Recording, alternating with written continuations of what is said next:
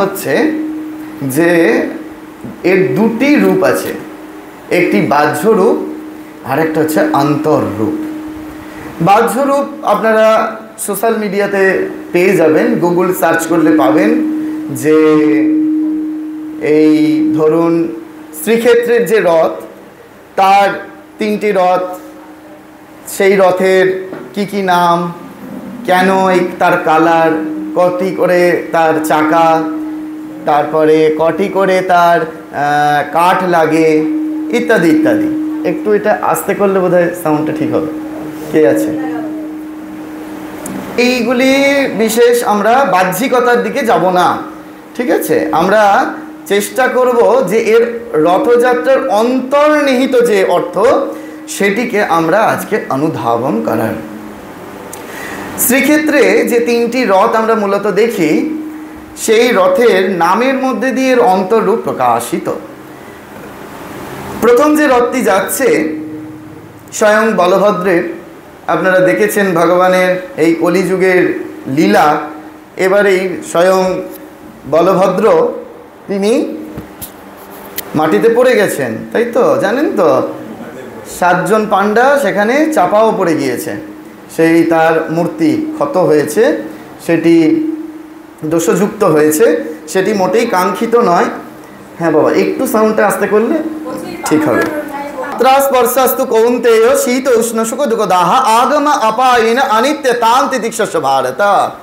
গীতার 2 নম্বর অধ্যায়ের 22 নম্বর শ্লোকে বলছেন মাত্রা স্পর্শাস্তু কৌন্তেয়।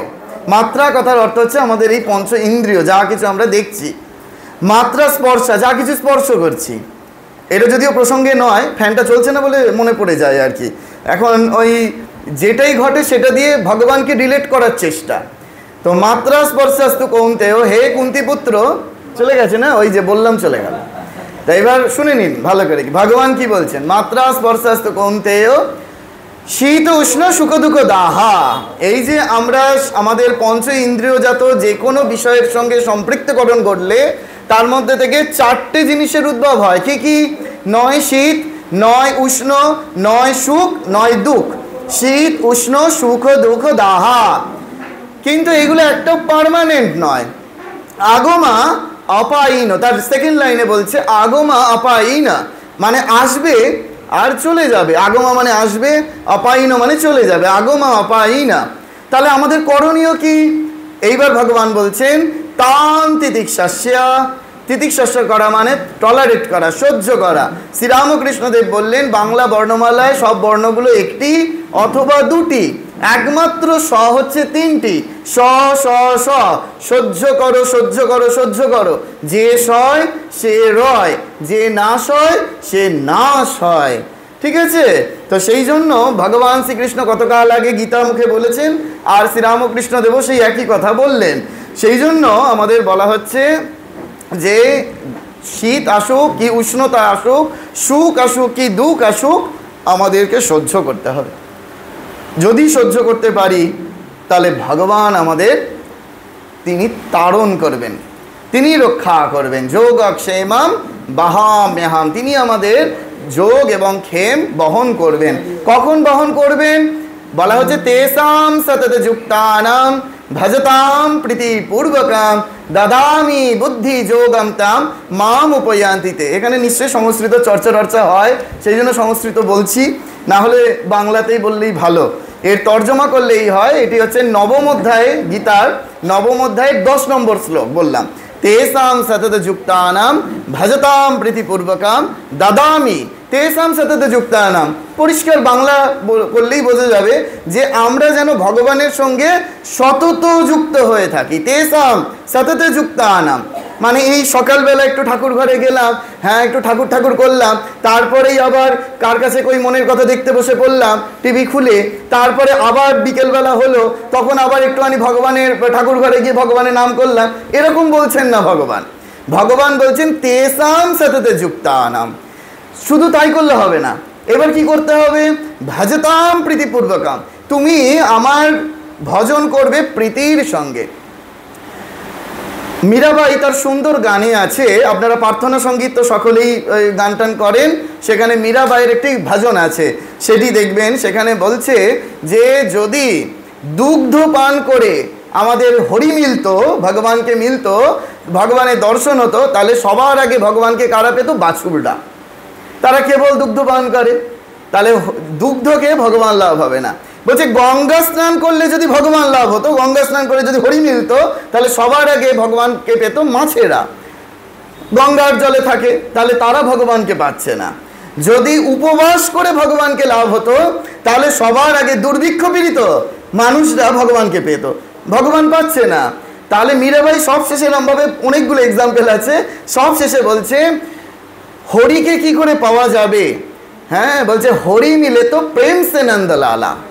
যদি তুমি প্রেমের সঙ্গে ভগবানকে ডাকো, ভগবান শ্রীকৃষ্ণ গীতায় বলছেন নবম অধ্যায়ে, পত্রম পুষ্পম ফলম তোয়ম, তুমি যাই খুশি দাও না কেন, আমি সেটা ম্যাটার করে না। তুমি আমাকে পাতা দিতে পারো, ফুল দিতে পারো, জল দিতে পারো, কিছু না থাকলে কিছু না দিতে পারো, কিন্তু যেটা দেবে সেটা হচ্ছে ভক্তির সঙ্গে দেবে। শ্রীরামকৃষ্ণদেব বললেন যে দেখো, গরুকে যদি জাব দেওয়া হয়, জাব মানে কি? খাবার। তাহলে গরুকে যদি খাবার দেওয়া হয়, গরু হাম হাম করে খায়, কিন্তু সেই জাবে যদি একটু খোল মিশিয়ে দেওয়া যায়, জানেন খোল, খোল যদি মিশিয়ে দেওয়া যায়, তাহলে গরু হাম হাম করে গোগ্রাসে গেলে, কেন না তখন এটা টেস্টফুল হয়ে যায়, তাই না, টেস্টি হয়ে যায়। ঠিক সেরকম ভগবানকে আপনি একটা কলা দিলেন, ভগবান গ্রহণ করবেন, নাও করতে পারেন, কিন্তু সেই কলাটা যদি ভগবান বলেছেন ভক্তির সঙ্গে দাও, ভক্তিটা কি? ওই খোল মিশিয়ে দেওয়া, যদি ভক্তির সঙ্গে দাও তাহলে ভগবান এক্ষুনি গ্রহণ করবেন। সেই জন্য আমাদের উদ্দেশ্যটা কি? উদ্দেশ্যটা হচ্ছে ভক্তি লাভ করা। ভক্তি লাভ করতে গেলে কি করতে হবে? তেসাম সতত যুক্তানাম হতে হবে, যে ভগবানের সঙ্গে আমাদের সবসময়ের জন্য কানেক্ট থাকতে হবে। মোবাইল ফোনে একটু ডিসকানেক্ট হয়ে গেলে, একটু টাওয়ার চলে গেলেই আমাদের কীরকম অবস্থা হয়। তাহলে ভগবানের সঙ্গে যেন এতটুকু আমাদের টাওয়ারের ডিসকানেক্ট না হয়। ক্লিয়ার? তাহলে এই ডিসকানেক্ট যাতে না হয় তার বর্ণনা আছে হচ্ছে জগন্নাথ মহাপ্রভুর রূপের মধ্যে। কি করে না, জগন্নাথ মহাপ্রভুর চোখে কি নেই? পলক নেই, তাই তো? অপলক তার চোখ, যেখানে তার পাতা নেই। সেই জন্য ভগবান জগন্নাথ মহাপ্রভুর চোখটা হচ্ছে রাউন্ড শেপ। আমাদের চোখ কি রাউন্ড হয়? রাউন্ড হয় না, সে যেহেতু ওপরে পাতা আছে, যেই পাতাটা যদি না থাকে তাহলে রাউন্ড হয়ে যাবে। ঠিক সেরকম এই জগন্নাথ মহাপ্রভু আমাদেরকে বোঝাচ্ছেন, এই যে আমরা চোখের পাতা একবার করে ফেলছি আর একবার করে খুলছি, এই 1 সেকেন্ডের মধ্যে কত মানুষ পৃথিবীতে জন্মাচ্ছে আর কত মানুষ পৃথিবীতে মারা যাচ্ছে তার ইয়ত্তা নেই। তাহলে এই যে গোটা বিশ্ব ব্রহ্মাণ্ডের যিনি নাথ, আমি তো সেই জগৎ ছাড়া নই, তাহলে আমাকে তুমি কেন দূরে ঠেলে রাখবে? সেই জন্য বলা হয় মনে প্রাণে বিশ্বাস করুন আপনারা, এবং এই শরীর তো করেই, যে আমরা ভগবানকে কতটা ভালোবাসতে পেরেছি জানি না, কিন্তু ভগবান আমাদের অত্যন্ত বেশি পরিমাণে ভালোবেসেছেন বলে আজকের এই চেয়ারে আপনারা এসে বসে আছেন। এইটা আগে মনে প্রাণে বিশ্বাস করে যান, যে ভগবানের নজর আপনার ওপরে আছে। আপনার নজর ভগবানের দিকে নাও বা থাকতে পারে, কিন্তু ভগবান সব সময়ের জন্য আপনার দিকে দৃষ্টিপাত করে আছে। তাহলে আমাদের কি করণীয়? করণীয় হচ্ছে ওই তেসাম সততে যুক্তানাম। যদি আমরা যুক্ত থাকতে পারি, তার সঙ্গে সতত যুক্ত থাকতে পারি, তাহলে আমাদের কি হবে না, আমাদের সমস্ত দুঃখ, জ্বালা, যন্ত্রণা, ব্যথা, বেদনা সব ধীরে ধীরে ধীরে ধীরে দূরীভূত হতে শুরু করবে। কীরকম? আপনারা মেলায় বাচ্চাদের নিয়ে যান, এখানে সবাই বয়োজ্যেষ্ঠ মানুষ বসে রয়েছেন, সকলের ঘরেই সন্তানাদি আছে। আপনারা মনে করুন মেলায় গেছেন বাচ্চা ছেলে বাচ্চা মেয়েটিকে নিয়ে, এইবার এত ভিড়ের মধ্যে মেলার আপনার বাচ্চার হাতটি ছেড়ে গিয়েছে, আপনি এদিক ওদিক তাকাচ্ছেন, বাচ্চাটিকে দেখতে পাচ্ছেন না। তাহলে নিজের সন্তানকে ভিড়ের মধ্যে যদি দেখতে কেউ না পায় তার মা, তাহলে সেই যে ব্যথা সেটা আশা করি কাউকে বুঝিয়ে দিতে হবে না, মাতৃশরীর এবং পিতৃশরীর সকলেই এটা অনুভবে আনতে পারবেন আপনারা, ঠিক কি না? তাহলে আমাদের জগৎ পিতা জগৎ মাতা হচ্ছেন স্বয়ং ভগবান ভগবতী, তাই তো? এইবার আমরা যখন ওই বাচ্চারা কখন হাত ছেড়ে যায় বলুন তো? দেখলো একটা বেলুন সেই বেলুনটার দিকে মানে কিনে দিক বা না দিক ওই দিকে হাত ছেড়ে চলে গেল। ওইখানে দেখলো বা সুন্দর একটা খাবার পাওয়া যাচ্ছে, বাচ্চা ছেলেটা মা দেবে কি দেবে না সেই দিকে হুঁশ নেই, সঙ্গে সঙ্গে হাতটা ছেড়ে ওদিকে চলে গেল। আমাদের অবস্থাও ঠিক তাই। আমরাও একটা কোনো কিছু বিষয় দেখলাম, বিষয়ের দিকে ওই দিকে মনটা ধাবিত হয়ে গেল। যেই মনটা ধাবিত হয়ে গেল সঙ্গে সঙ্গে ভগবানের হাত ছেড়ে গেল। আপনার যে কষ্ট অনুভব হলো সেই একই কষ্ট ভগবানের সেই মুহূর্তে হলো।